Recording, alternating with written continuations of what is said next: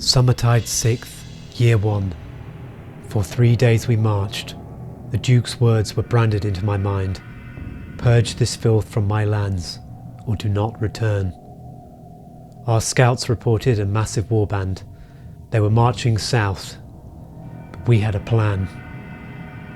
Myself and a small group of volunteers made up of the Gelberspeer, Firelocks and the surviving villagers from Bunsen were to draw away the Greenskins' rearguard, to split their forces and ambush them before they could exit the Forest of Gloom.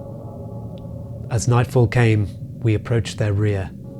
A boy, raw and hopeful, volunteered to draw the Greenskins to us. He climbed to a lonely hill and fired a single flaming arrow to draw their attention. I watched it gutter against the sky, only to snuff out in the canopy of the dense woodland. But a Firelock made pace and flashed his pan. The Greenskins had seen us, and they had certainly heard us. They charged our positions, though struggling to see us in the night, but we were ready to meet them with gunpowder and steel. The boy had represented something that separated us from beast kind: bravery. 2 great orcs, more than twice his size, drove the boy to the ravine's edge. A Firelock had tried to save him.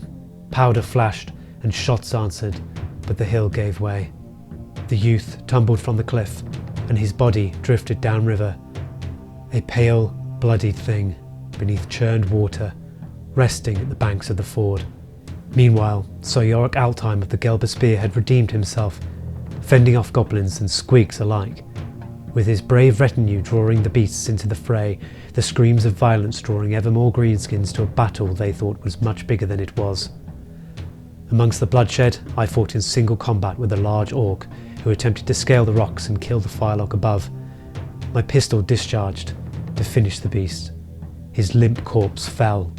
The Firelock above held his ground and fired into the crush as arrows flew near his ears. He remained unfazed, loading and firing in succession. I loaded my handgun and flashed the pan, the signal to retreat.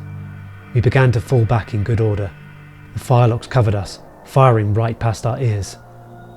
Sir Yorrick Altheim stood alone, holding the ford against the goblins. He fought viciously, and he survived. In the heat of it all, I watched as the Firelock on top of the rocks took from the fallen boy a single finger and carried it as a token. I saw in that act a hard devotion. I could not despise it. When the Firelocks finally pulled back, the full weight of the orc host lay bare across the woodlands. There were hundreds. They had committed themselves, and in doing so, lost the path of their horde. We ran, and we did not look back. The bestial yells grew dispersed and faint. We had escaped, tired but alive. We now had our opening for 2 days hence, a larger strategy now in action. Draw them in, strike the reduced horde, and turn this victory into a decisive blow against the Greenskin warboss who has plagued us since we entered the Border Princes. And, as promised to the Duke, we will see it through, or we will die trying. I shall carry that certainty with me until the end, and perhaps a bagged green head will accompany me, should Sigmar smile upon us in the final battle.